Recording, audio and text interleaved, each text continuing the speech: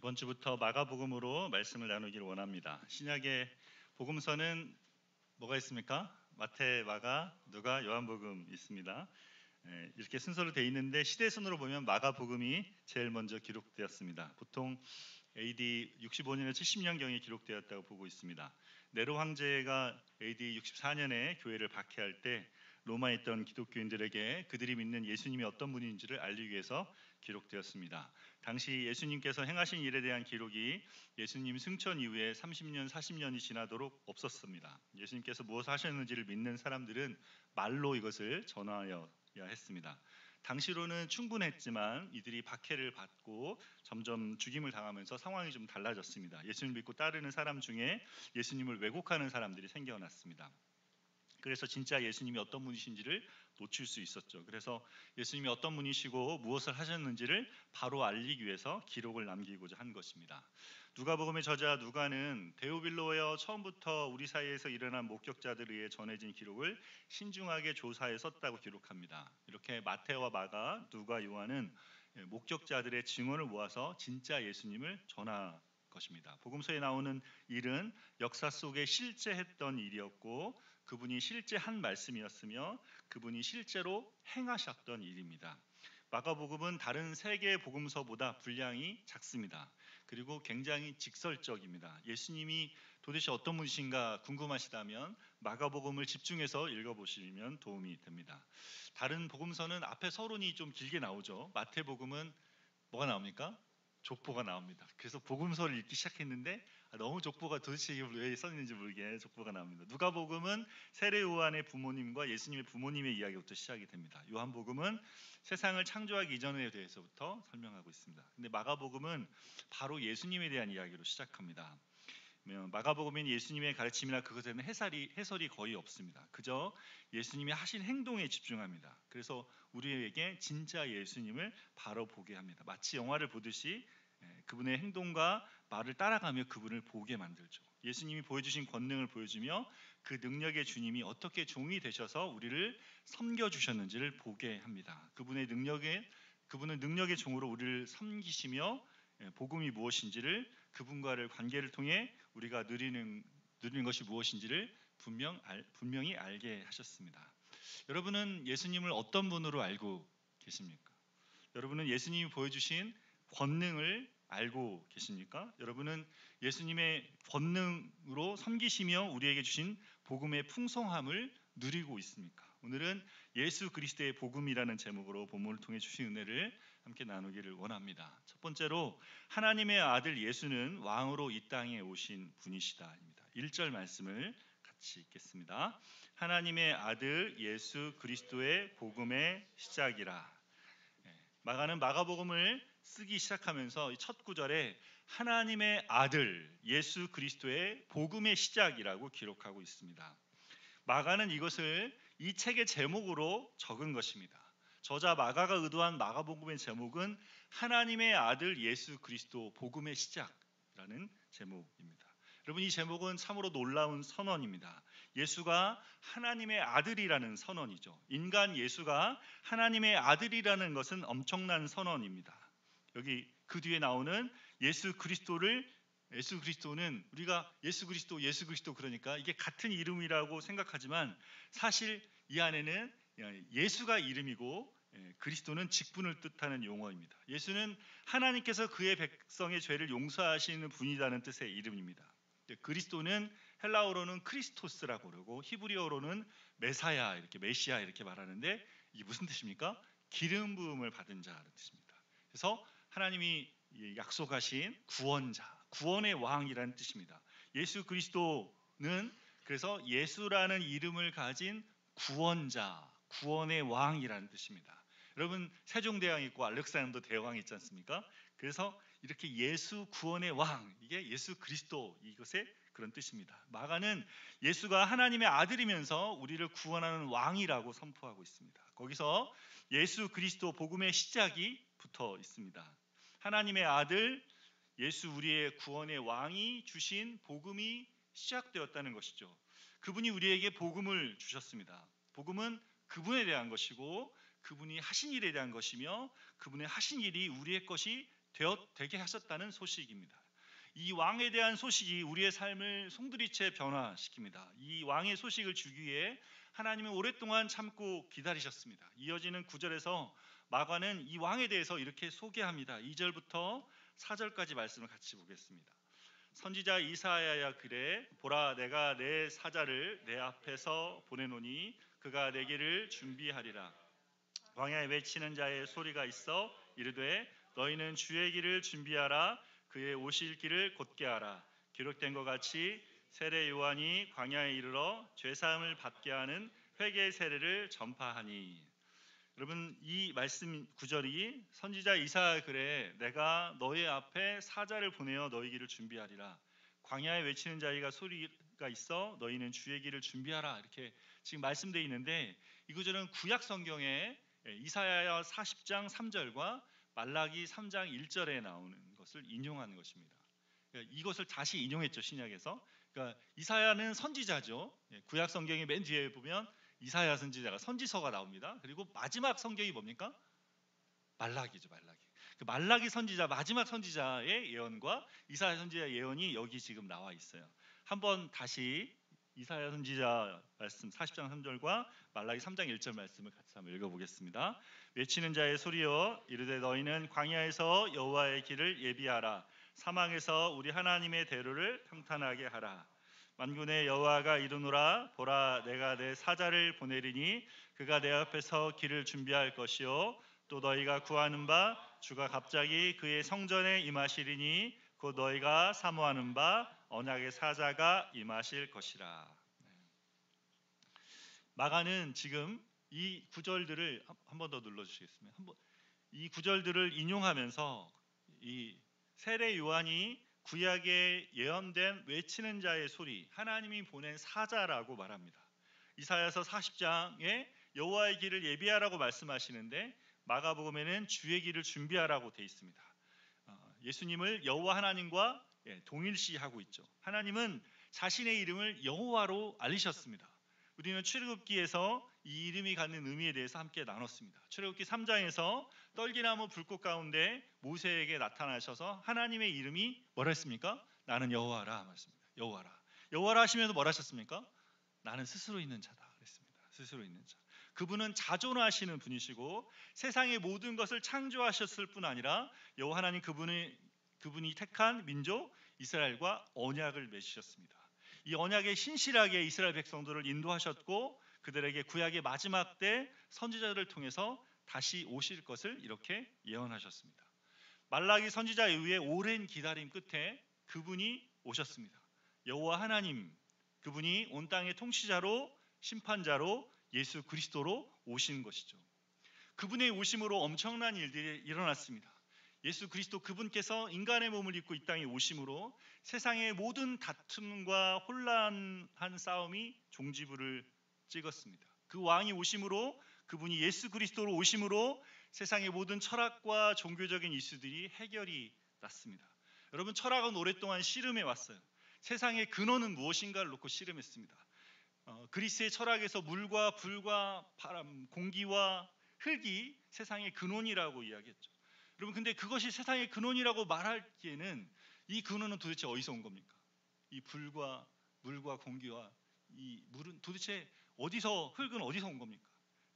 그래서 이걸 물어야 됐죠. 그래서 철학자 플라톤과 아리스토텔레스는 무엇이 정말 실제하는가를 놓고 의견이 갈렸습니다. 플라톤은 형상과 진료라는 구분으로 영적인 세계가 물질의 세계보다 우선한다고 이야기했습니다.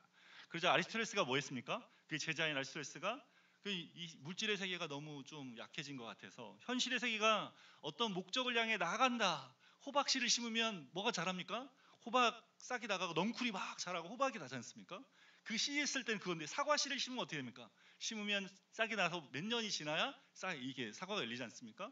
근데 이 씨는 다 같이 보일 때는 그게 똑같이 별로 작게 보이지만 그것이 어떻게 심겨지면 그 원래의 목적을 향해 나가서 뭔가 발현되고 이런 것들이 나타난다. 그래서 어리스토텔레스가 뭘 말했습니까? 이 물질의 세계를 잘 관찰하면 우리는 진리를 찾을 수 있다라고 이야기했습니다. 여러분 뭐가 맞습니까? 영적인 세계가 실제합니까? 물질의 세계가 실제합니까? 누구 생각이 맞습니까? 철학은 이런 씨름을 해왔어요. 영적인 세계도 중요하고 물질의 세계도 중요합니다. 모두 중요한데 이 두 세계를 아우르는 방법이 없는 거죠. 근데 어떻게 됐습니까? 인간의 몸을 입고 오신 예수 그리스도, 그분이 우리가 가진 이상을 현실이 되게 했습니다. 형이사각적인 것들을 물질적인 것으로 변화시켰어요. 불멸하시는 신이 인간이 되셨습니다. 여러분, 또 하나 이슈가 있죠. 저희가 계속 나누지만 하나가 중요합니까? 공동체의 다수가 중요합니까? 우리는 지금도 이 싸움을 합니다. 내가 중요합니까? 공동체의 국가와 사회와 회사와 가정이 중요합니까? 여러분, 이 싸움은 도대체 우리는 무엇이 중요한지를 어떻게 압니까? 이 싸움도 예수님 안에서 종결됐어요. 하나님의 아들 예수가 오면서 하나님이 어떤 분인 줄 알게 됐습니까? 하나님 아버지가 계시고 예수 그리스도가 계시고 또 성령께서 계셔서 성부와 성자 성령께서 각각 동등하시지만 인격적으로 서로를 사랑하시고 기뻐하시고 서로에게 영광을 돌리고 계십니다. 삼위의 관계성 안에서 우리는 하나와 공동체의 균형이 어떻게 이루어야 되는지에 대해서 보게 됩니다. 여러분, 종교도 씨름을 하죠. 힌두교와 불교는 뭘 말합니까? 인간 안에 신이 내재해 있다고 말합니다. 그래서 인간이 가진 욕심을 내어놓으면 인간이 신적인 상태가 된다고 봅니다. 그래서 점점 신적인 존재로 변화된다고 말합니다. 반면에 유대교와 이슬람교는 신은 절대적이고 초월해 있다고 말합니다. 그래서 인간이 신이 되는 것은 절대로 불가능하다고 말합니다. 그럼 기독교는 뭘 말합니까? 이 둘을 통합합니다. 하나님은 존재적으로 초월한 분이시지만 성육신하셔서 인간이 되셨습니다. 깨어진 세상과 죄로 인해 깨어진 우리 안에 하나님의 형상을 회복시키고자 하는 그 열정으로 하나님의 아들 예수 그리스도가 인간으로 오셔서 영원한 인간이 되셨습니다. 우리는 그분 안에서 하나님의 자녀가 됩니다. 우리는 신적인 존재가 되진 않지만 하나님의 자녀의 자리까지 올라가게 됩니다. 하나님의 아들 예수 그리스도께서 이 땅에 오신 것은 세상의 역사를 바꾸고 세계관을 흔들고 인생을 변화시키는 사건입니다. 이것이 기독교를 지구상의 어떤 종교, 어떤 관점, 어떤 철학과도 구분시키는 사건입니다. 그런 게 어디 있어요. 옛날에는 그렇게 말할 수 있을지 모르지만 지금은 과학의 시대잖아요. 인간이 신이 된다는 것은 웹툰에나 있죠. 자기가 만든 세상에 들어갔다가 나왔다가, 그죠? 그럴 수 있지만 실제 세상에 이런 일이 있다는 건 믿기가 어렵네요. 혹시 이렇게 말할 수 있을지 모르겠습니다. 근데 이걸 아십니까? 마가복음을 읽던 당시 사람들에게 이것이 훨씬 더 충격적이었습니다. 당시 유대인들은 하나님이 인간이 되는 것을 상상하지도 못했습니다. 하나님이 너무 높으신 분이셔서 그들이 여호와의 이름 하나를 제대로 적을 수가 없었어요. 여호와라는 글자 보면 아도나이라고 적었습니다. 이걸 적을 수가 없어가지고 여호와라는 걸 발음할 수 없어서 그렇게 적어야 했습니다. 정통 유대인들은 지금도 이것을 받아들이지 못하는 거죠. 신이 인간이 된다는 생각은 그들이 현실에 대해서 배운 것, 그들이 알고 있던 것, 그들이 세상에 대해서 이해한 것과 완전히 반대되는 것이었습니다. 그렇게 반대하고 큰 장벽이 있었는데 무엇이 그 사람들을 예수님을 믿는 사람이 되게 했습니까? 무엇이 이것을 넘어가게 했습니까? 예수 그리스도께서 오셔서 말씀하시고 그가 오셔서 행하시고 보여주신 것으로 이것을 넘어가게 됐습니다. 마가는 예수를 처음 믿었던 사람들은 하나님이 인간의 몸을 입는 것이 참으로 믿기 어려운 것이었지만 이것을 예수님의 삶이 뚫고 지나갔다라고 말하고 있습니다. 마가복음 전체를 통해서 그분이 이 세상에 오셔서 영적인 세계와 물질의 세계를 통합하셨고 세상의 모든 근원이 되셔서 그분을 통해 세상을 새롭게 하게 하셨다고 말하고 있습니다. 그 예수님이 우리의 마음에 들어오신다면, 그분이 우리의 존재의 중심에 자리하신다면 그 사람은 삶의 변화를 경험하게 될 거라고 말하고 있습니다. 예수님을 왕으로 모셔드리면 그 사람의 관념의 세계가 변합니다. 경험의 세계가 변합니다. 맺고 있는 관계가 변합니다. 자신에 대한 인식이 변하고 그 사람이 갖는 감정과 의지와 사고가 달라집니다. 그 사람의 행하는 일의 의미가 바뀌고 삶의 목적과 목표가 변화됩니다. 여러분, 그분이 주신 복음은 무엇을 합니까?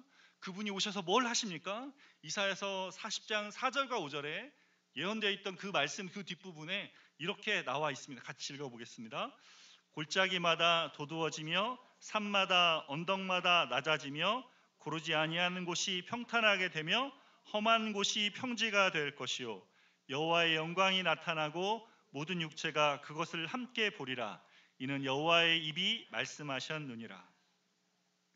뭐라고 말씀하십니까? 골짜기마다 도두어지고 산마다 언덕마다 낮아지고 고르지 아니하는 것이 평탄하게 된다 말씀합니다. 험한 곳이 평지가 되는 것이죠. 여러분, 이게 무슨 말씀입니까?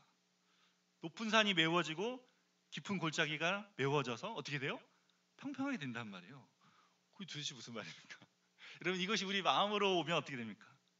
우리 마음에 어떻습니까? 교만한 마음은 높은 마음이죠. 높은 곳에 떠드는 사람, 떠들고 있는 사람의 마음이 어떻게 해요? 예수님이 오시면 낮아진다는 말입니다. 너무 높아서 스스로 낮출 수 없는 그 사람이 복음 안에, 복음을 믿으면 겸손하게 변하게 된다는 거죠. 모난 마음, 두드러진 것들이 깎임을 받게 됩니다. 또 마음에 뭐가 있어요? 어떤 사람이 있습니까? 깊은 골짜기, 열등한 마음, 절망 속에 고난 중에 살아가는 사람이 있습니다. 그 사람은 어떻습니까? 그 사람은 예수님을 통해 위로를 받습니다. 여러분, 우리는 어려움을 겪을 때 누군가에게 마음을 터놓으면 위로를 받습니다. 어려움을 이야기하는데 자꾸 옆에서 들으면서 이렇게 했어야지 저렇게 했어야지 충고를 하면 마음이 어떻습니까? 불편해집니다. 누군가 공감해 줄 때 위로가 되죠. 나도 그런 일을 겪었는데 정말 힘들겠다. 이럴 때 위로가 됩니다. 근데 우리 주님은 어떤 분이십니까? 우리가 당하는 모든 고난을 다 겪으셨습니다. 우리를 위해 우리가 겪는 고난보다 더 심한 고난을 겪으셨습니다. 그래서 주님 안에 거할 때 우리는 언제나 그분을 통해 위로받을 수 있습니다. 그분 안에 가면, 그분을 바라보면 그분이 이렇게 우리에게 말씀하시죠. 힘들겠다. 나도 그런 일을 겪었는데 내가 너를 위해서 그 고난도 다 겪었단다. 그러니 내 안에 거하며 쉼을 얻으려. 가만히 잠잠히 내가 주는 떡과 물을 마시며 잠자며 쉼을 얻으려. 이 고난이 지나기까지, 이 폭풍이 지나기까지 내 안에 머물면 내가 아무것도 하지 않아도 괜찮단다. 두려워하지 말아라. 내가 다 안단다. 내가 그 고통과 아픔을 안단다. 아파하지 말아라. 내가 그 아픔을 겪고 내게 내 부활의 생명을 주었으니 나의 안에 거하기만 해라. 주님이 우리 안에, 그 고난의 자리 안에 있는 우리에게 이 말씀을 주십니다. 고난 가운데 그분 안에 거하면 회복되고 치유되고 생명의 새로운 삭시 일어납니다. 깨어진 마음이 회복되고 평안을 얻게 됩니다. 그래서 어떻게 돼요? 높아진 것은 낮아지고 깊은 골짜기는 메워져서 평지를 이루게 됩니다. 복음 안에서 우리의 교만하고 열등한 마음이 회복을 경험하며 사람 사이의 차별과 그래서 높아짐과 낮아짐이 이렇게 나눠진 것들이 어떻게 해요? 우리 사이에 막힌 담도 허물어지게 됩니다. 그렇게 되면 어떻게 됩니까? 날마다 살고 있는 삶의 자리에 새로운 마음이 들어옵니다. 하나님의 영광이 나타나고 모든 육체가 그것을 함께 본다고 말씀하고 있습니다. 예수 그리스도 구원의 왕이 가진 그 영광을 보는 모든 사람은 삶의 목적이 그분의 영광에 맞춰져 있습니다. 여러분, 우리 주님은 어떻게 우리에게 영광을 받으십니까? 그분 왕이 만드신 원래 창조의 모습을 회복하고 그 모습을 가지고 살아갈 때 그분은 영광 받으십니다. 들의 꽃으로 피어 향기를 바라고 은행과 단풍잎이 시절을 따라 물이 들어 땅에 떨어지며 그분의 영광을 드러내듯이 인생의 때를 따라 살아가며 그분이 빚어가는 모습으로 그분을 닮아가는 것이 마음을 두며 살아갈 때 그것이 그분께 영광이 됩니다. 여러분, 아침에 눈을 뜨며 무엇을 매일 먼저 생각하십니까? 오늘은 이거 해야지, 저거 해야지. 이런 것들이 여러분 마음을 가득 채우고 여러분을 헉헉대며 살게 만들지는 않습니까? 일이 잘 되고 안전하게 되어야 갑작스러운 일들이 일어나야 하지 않는다는 불안함과 두려움에 사로잡혀 살고 있지는 않습니까? 여러분, 복음 안에 살아가는 우리는 무엇을 먼저 생각해야 됩니까? 아침에 눈을 뜨면 뭘 생각해야 돼요? 이 하나님의 영광을 생각해야 됩니다. 아침에 눈 떠서 우리의 왕 되신 주님이 우리를 위해 이루어놓으신 일을 바라보는 것이죠. 그분 안에 거하게 하셨습니다. 성부와 성자, 성령 하나님이 누리시는 사랑과 기쁨과 영광과 충만함을 따라 살아갈 하루를 우리에게 주셨습니다. 한 번도 살아보지 않은 경이로운 하루를 새롭게 써 내려가실 그 주님, 내 안에 계신 성령께서 복음 안에 있는 나에게 새로운 일을 행하시고 새로운 것들을 보게 하실 것을 기대하며 살아갑니다. 우리에게 오신 왕이 최고이십니다. 그분이 주신 복음은 놀랍고 놀랍습니다. 날마다 그분을 마음에 모셔드리고 그분으로 새로운 삶, 새로운 관념, 새로운 경험, 새로운 관계, 새로운 동기로 살아가는 저와 여러분 되시기를 바랍니다. 두 번째, 우리는 광야에서 마음을 돌이켜 왕이신 예수님을 만난다입니다. 4절에서 6절 말씀을 같이 읽겠습니다. 세례 요한이 광야에 이르러 죄사함을 받게 하는 회개의 세례를 전파하니 온 유대 지방과 예루살렘 사람이 다 나아가 자기 죄를 자복하고 요단강에서 그에게 세례를 받더라. 요한은 낙타 털을 옷을 입고 허리에 가죽띠를 띠고 메뚜기와 석청을 먹더라. 세례 요한은 광야에서 죄사함을 받게 하는 회개의 세례를 전파했습니다. 그러자 온 유대 지방과 예루살렘 사람들이 다 나와서 자기 죄를 자복하고 요단강에서 그에게 세례를 받았습니다. 저 히터를 좀 꺼주셔도 되겠습니다. 여러분 한번 생각해 보십시오. 광야에는 아무것도 없습니다. 세례 요한은 그곳에서 뭐 했어요? 낙타 털옷을 입고 허리에 가죽띠를 띠고 메뚜기와 석청을 먹었습니다. 여러분 세례 요한이 어떤 사람이 연상이 됩니까? 어떤 모습이 연상이 됩니까? 요즘 TV 예능 프로그램의 정글의 법칙, 나 혼자 산다 뭐 이런 게 연상되지 않습니까? 그런 사람이 전하는 설교를 듣고 싶어서 사람들이 그곳으로 나갔어요. 근데 여러분 그것이 예루살렘의 도시에 사는 사람들이 유대 중심 도시가 아닌 변방으로 아무도 없는 허허벌판인 광야로 나아갔습니다. 여러분 왜 이들이 그곳으로 간 것입니까? 왜 갔을까요? 거기 뭐가 있다고 갔을까요? 요한이 전하는 회개의 세례를 사람들이 기다려온 거죠. 광야에서 외쳐도 듣고 싶었던 그 소리, 그 소리를 들으러 간 겁니다. 구약 말라기 선지자 이후에 400년 동안 들을 수 없었던 하나님의 말씀, 그분의 영광된 말씀을 기다려온 거죠. 영적인 기근에 들려서 단비 같은 말씀에 대한 소식이 들려오는 것입니다. 여러분 요즘에 싱어게인 4가 방영되고 있습니다. 혹시 보셨습니까? 지난주 지금 하고 있는 프로그램이 한 3회 정도 하는데 1대1 대결을 하고 있습니다. 노래를 그 앞에서 전회에서 노래를 잘했어도 상대와 겨누는 바로 여기서 노래를 굉장히 잘 불러야 됩니다. 이 상대에 맞춰서 잘 불러야 돼요. 심사위원들은 뭘 듣습니까?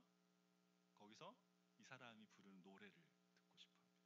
그 음악성이나 노래 부르는 기술이나 악기나 춤 이런 것도 보지만 이것이 전체가 다 어우러져서 한편의 노래로 들려오는 것을 기대합니다. 사람들은 이거 보면 뭘 알 수 있습니까? 사람들은 본질적인 것을 듣고 싶어 합니다. 정말 참된 거, 정말 사실인 거, 정말 그 살아있는 거, 우리 영혼을 때리는 무엇인가를 듣고 싶어 합니다. 모두가 참된 것을 향한 그 마음을 가지고 있죠. 사람들은 세례 요한의 이 모습 속에서 그의 메시지를 보았습니다. 그가 던지는 회개의 세례는 마음을 하나님께 돌이키라는 것이었습니다. 예루살렘 도시가 주는 세속의 기쁨을 떠나서 마음을 잠잠케 하는 광야에 나와서 하나님께 마음을 드리고 하나님을 향한 마음을 돌이켜 하나님을 바라보라는 것이죠. 광야면 어떻습니까? 그게 광야면 어떻습니까?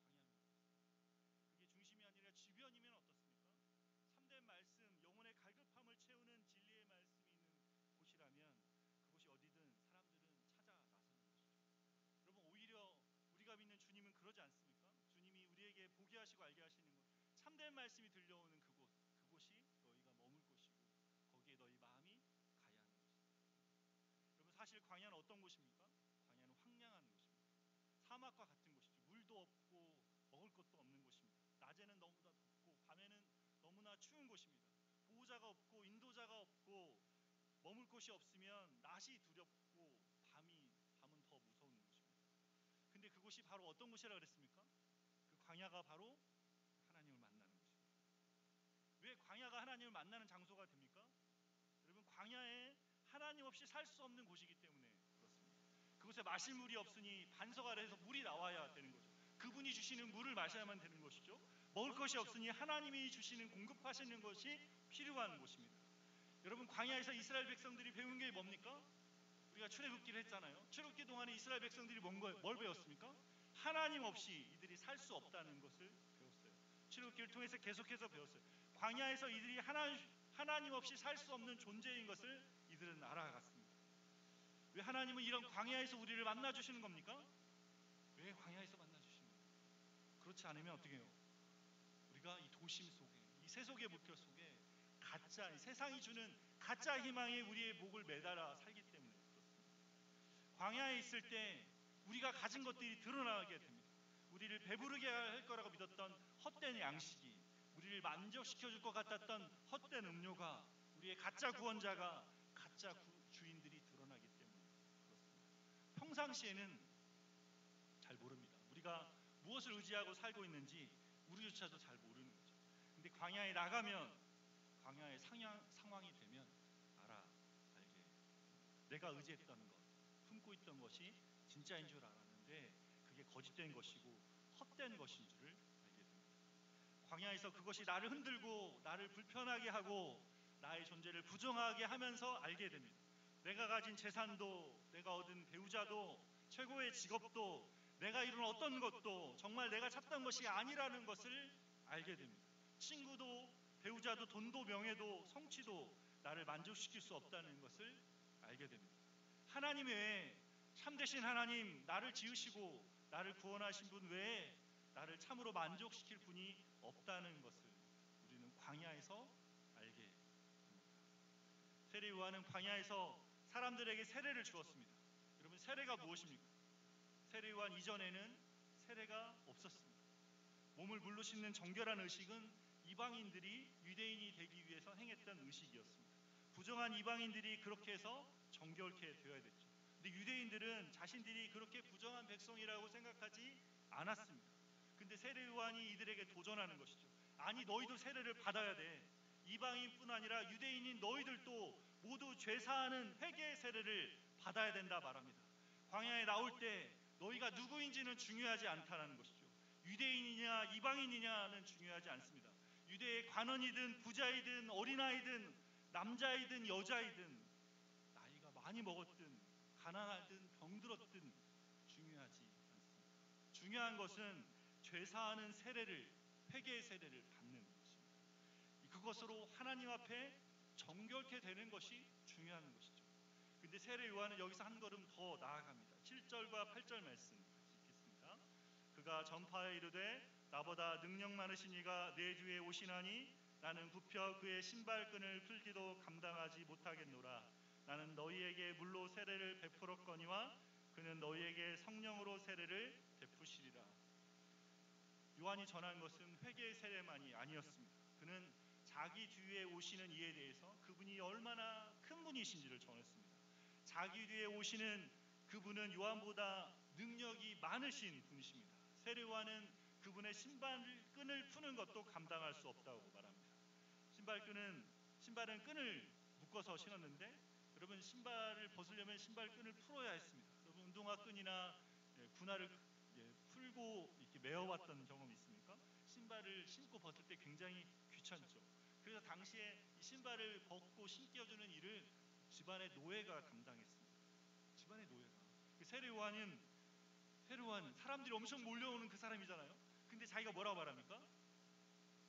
내 뒤에 오시는 분이 너무나 크신 분이셔서 나는 그분의 신발끈도 풀 수 없다. 신발끈 메고 풀 수 없다. 나는 그분의 노예도 되지 못하는 존재다라고 말하는 거죠. 자신은 물로 세례를 주지만 그분은 뭘로 세례를 줍니까? 성령으로 세례를 베푸십니다. 여러분, 회개는 뭐입니까? 회개는 헬라어로 메타노니아를 쓰는 마음을 돌이키는 것입니다. 이전에 살던 생각대로 살지 않고 그것을 떠나 새로운 생각, 새로운 마음으로 살아가는 것이죠. 요한이 주는 죄상을 받는 회개 세례는 지은 죄를 씻겨주지만 그것은 온전한 회개를 가져오지 못했습니다. 그 죄를 짓는 마음의 본성까지를 회복시켜주지는 못했습니다. 그냥 그 죄를 씻기지만 또 그 죄를 반복하게 되는 거죠. 그런데 요한 뒤에 오시는 예수님이 주시는 성령의 세례는, 그 세례를 받는 사람은 그 사람의 마음에 새로운 성향을 주시는, 그래서 하나님께 순종하는 마음을 주시는 그런 세례입니다. 그러니까 에스겔서 36장 26절 27절 말씀을 같이 읽어보겠습니다. 또 새 영을 너희 속에 두고 새 마음을 너희에게 주되 너희 육신에서 굳은 마음을 제하고 부드러운 마음을 줄 것이며 또 내 신을 너희 속에 두어 너희로 내 율례를 행하게 하리니 너희가 내 규례를 지켜 행할지라. 하나님께서 예레미야 선지자, 그리고 요엘 선지자, 그리고 에스겔 선지자를 통해서 성령으로 세례를 주시는 것에 대해서 이렇게 말씀하고 예수 그리스도의 복음을 믿는 자에게 성령으로 예수님이 세례를 주십니다. 성령께서 함께 하십니다. 예수님을 믿는, 복음을 믿는 자에게 성령은 영원토록 내주하십니다. 퍼머넌트 인드웰링 하십니다. 그분이 함께하는 사람들의 마음에 이 새 마음을 주십니다. 새 영을 너희 속에 주고 새 마음을 너희에게 주되. 그래서 굳어져 있는 마음, 딱딱한 마음, 이 마음이 어떤 마음입니까? 자기 중심으로 사는 마음. 아까 높아진 마음, 낮아진 마음, 너무 교만하거나 너무 열등의 저 깊은 곳에 들어가 있는 그 마음, 그 딱딱한 그 마음을 깨트리고 어떻게 해요? 그 마음을 제거시키고 부드러운 마음, 살아있는 마음을 갖게 됩니다. 그 부드러운 마음, 살아있는 마음은 어떤 마음입니까? 하나님 그분을 감각하고 주님 우리에게 주신 것들을, 그 영광과 그 참된 것들을 알고 그 안에 살아가는 마음입니다. 성령이 우리와 함께 하심으로 우리는 평강을 얻고 위로를 받으며 복음이 주는 모든 은혜를 누리게 됩니다. 성령님이 우리 안에 거하시며 그분은 능력으로 역사하십니다. 성령님은 죽은 우리의 심령을 살려내실 뿐 아니라 죄와 싸워 이기게도 하십니다. 그분은 지혜와 모략의 신이기 때문에 우리가 하나님의 뜻을 행할 수 있도록 격려하십니다. 하나님의 선하시고 기뻐하시고 온전하신 뜻을 행할 수 있는 지혜, 분별할 수 있는 지혜를 우리에게 주십니다. 우리가 성령으로 세례를 받을 수 있는 것은 우리의 왕 예수 그리스도께서 행하신 일 때문입니다. 그분은 왕으로 세례 요한이 그분의 신발끈을 풀지 못할 만큼 크신 분이지만, 그분은 왕이시지만 우리 위에 군림하지 않으시고 우리를 섬기셨습니다. 그분이 우리에게 주신 것은 왕의 십자가였습니다. 우리를 위해 낮아지시고 죽으셨어요. 왕의 왕관으로 서 있는 게 아니라 왕의 십자가로 우리에게 다가오신 거죠. 우리를 위해 죽으시고 낮아지시고 그렇게 섬기셨어요. 광야에 사는 우리를 위해서 광야로 오셔서 거기서 못된 짐승에게 황량한 세상의 칼과 창에 맞고 채찍에 맞아 죽임을 당하셨습니다. 그렇게 왕이 가진 영광을 우리의 것이 되게 하셨습니다. 왕이신 그분을 만나며 우리는 알아갑니다. 그분을 참으로 아는 사람들은 점점 알아갑니다. 그분이 얼마나 크신 분인지, 그분의 능력이 무엇인지, 그분이 내게 행하시는 일이 무엇인지를 점점 알아갑니다. 광야에서 무섭고 두렵고 가란 땅에서 그분이 주신 십자가 안에서 회복을 경험하면서 알아갑니다. 그 왕이 다스리는 나라가, 그 왕이 통치하는 자리마다 푸르른 날이 되고 생명이 되고 은혜가 넘치는 것을 알아갑니다. 우리는 감히 그분의 신발끈을 풀 수 없는 존재이지만 그분과 함께 누리는 이 삶을 살아갑니다. 하나님의 아들 예수 그리스도, 그분의 다스리는 땅에서 그분 안에 살아가며 이 은혜의 풍성함을 누리는 저와 여러분 되시기를 소망합니다. 주신 말씀 기억하면서 예수 가장 귀한 그 이름 함께 찬양하고 기도하며 나가겠습니다.